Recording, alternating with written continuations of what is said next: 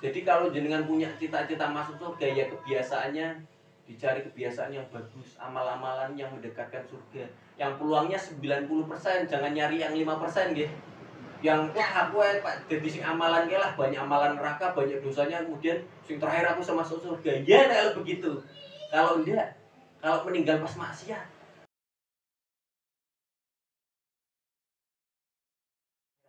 memudahkan urusan manusia saja, itu luar biasa pahalanya. Bahkan kan ada hadisnya, lebih baik dari iktikaf 30 hari di Masjidil Haram. Kira-kira pahalanya banyak apa sedikit itu 30 hari? Jangan pernah 10 hari tutup. Jarang ya. Kalau enggak ibadah haji saja mungkin enggak tutup gitu. Yang ibadah haji saja banyak yang tidur di hotel. Nah, karena kesel, merasa capek. Wah, padahal itu bayarnya mahal.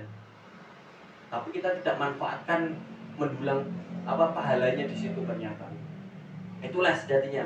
Dan di sini pesan yang ingin disampaikan yaitu dari Abu Thalabah di sini Al-Bustaini yang terakhir, memiliki hobi bersua dengan robnya di sepertiga malam.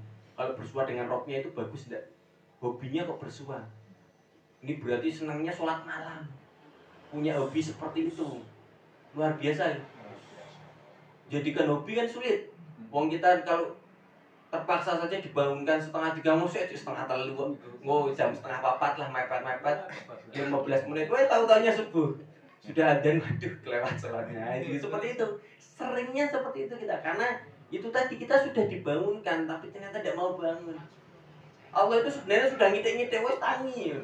Tapi kita itu karena manusia lupa. Nah, baru bangun, kesadarannya belum penuh, kan belum beriman. Ya sebagaimana tadi kejadian gempa. Bahwa kita kejadian gempa beriman enggak? Enggak. Kita lupa semua. Yang diselamatkan siapa? Ya diri kita. Wong kancane sebelah ini ngobrol lali apalagi harta benda kita. Itu faktanya.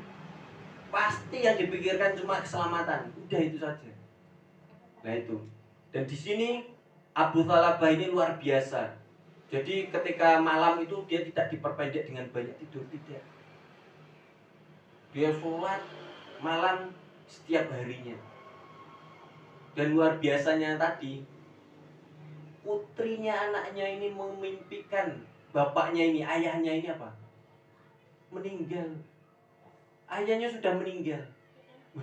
Kok bisa? Putrinya ini kaget bangun. Kemudian bertanya pada ibu, Umi, Abi di mana? Itu masih sholat di musola, di masjid dekat rumahnya. Oh iya. Kemudian saking penasarannya, anaknya itu menghampiri bapaknya tadi. Luar biasanya apa? Meninggal lagi sujud pas sholat sepertiga malam. Sebagaimana mimpi anaknya tadi. Ternyata anaknya ini dibangunkan, diperingatkan. Ayo nak bangun, sholat dulu. Tapi dengan pamitan yang terakhir, Masya Allah nih. Dengan kebiasaan beliau, Abu Thalabah ini menjadikan beliau ini masuk surga. Jadi kalau jenengan punya cita-cita masuk surga, ya kebiasaannya dicari kebiasaan yang bagus, amal-amalan yang mendekatkan surga. Yang peluangnya 90%, jangan nyari yang 5% gitu. Yang aku Pak jadi sing amalan ke lah, banyak amalan neraka, banyak dosanya, kemudian sing terakhir aku sama masuk surga. Ya kalau begitu. Kalau enggak, kalau meninggal pas maksiat, apa ada yang menjamin? Kan tidak bisa. Itu sulitnya. Tapi ketika kita banyak kebiasaan-kebiasaan baik yang kita lakukan, peluang kita meninggal husnul khotimah itu lebih besar. Itu kan yang diinginkan. Iya kan? Cita-citanya kan seperti itu semua muslim. Terutama mukmin. Apalagi yang muhsin, itu sudah jelas mereka merasa diawasi oleh Allah setiap tindak tanduknya. Kalau orang Indonesia pejabatnya muhsin ataupun mukmin semua, tidak muslim gitu, tidak akan perlu KPK. Karena apa? Tidak perlu CCTV. Waduh, apa korupsi rasido, ya Allah ngerti ya. Kan sekarang faktanya enggak. Kurang sih ngerti. Tanda tangan malah koncone dicek sisan bareng-bareng. Rasanya apa? Biar rasa semua, biar menang semua. Kalau sekarang itu sistemnya seperti masa Allah gitu. Sulit. Nah itulah Indonesia. Kita itu di Indonesia tidak pernah memperbaiki kualitas personalnya atau keimanannya. Tapi yang diperbaiki apa? infrastruktur. Dengan utang pula. Bisa enggak kalau seperti itu mau negara yang berhasil ataupun sebagaimana yang kita harapkan? Punya apa ya istilahnya, melimpah hasilnya, berkah. Kalau kita bahasakan itu kan tidak bisa pakainya riba kok mau berkah.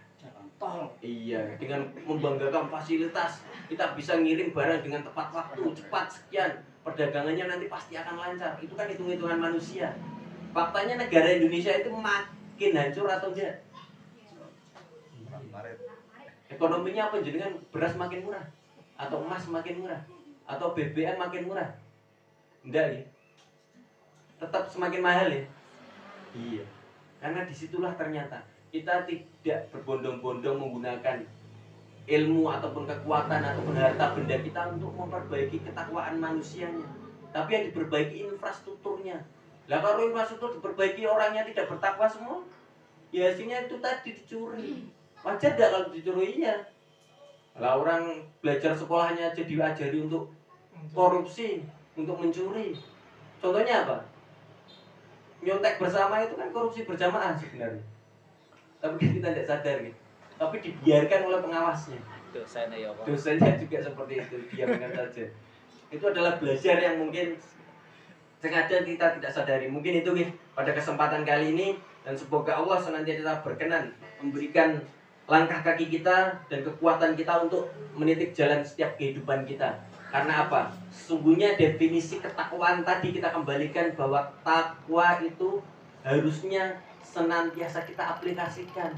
Tidak hanya kita hafal dalilnya, kita hafal rumusan hadisnya, tapi ternyata kita tidak pernah aplikasikan, percuma.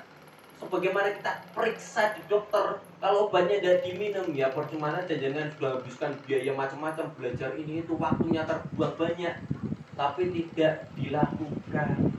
Tidak ada imbasnya, efeknya kehidupan kita. Masalah kita juga tidak semakin terselesaikan, tapi seutuhnya gagal di situ. Benar tidak? Bukan berarti kok ketika kita itu sudah bertakwa langsung masalahnya hilang, bukan. Tapi minimal kita sudah dijauhkan dari kemaksiatan selanjutnya. Jadi dengan menyelesaikan utang riba, tidak dengan riba lagi, dengan tidak dengan mendolimi orang, dengan tidak menggunakan hak orang lain ataupun yang lainnya, tapi dengan cara-cara yang lebih dibenarkan, lebih afdol. Itu seharusnya, itulah langkah awal yang pertama. Ketika Allah sayang dengan kita, ya kita dijauhkan dari kemaksiatan. Itu yang tidak pernah kita sadari ya, ternyata Masya Allah sekali, ternyata saya sudah diberi kekuatan untuk tidak utang lagi. Itu adalah sebuah balasan dari jawaban setiap doa-doa panjenengan ternyata. Tapi kita tidak pernah sadar, pengennya langsung utang lunas. Yang diinginkan itu cuma hasil akhirnya, tapi prosesnya tidak pernah kita sadari. Mungkin itu ya pada kesempatan kali ini. Mungkin yang sedikit ini semoga bisa bermanfaat. Dan kita tutup dengan bacaan hamdalah dan doa kafaratul majlis. Alhamdulillahirrahmanirrahim. Subhanakallahumma wa bihamdika asyhadu an la ilaha illa anta astaghfiruka wa atubu ilaik. Wassalamualaikum warahmatullahi wabarakatuh.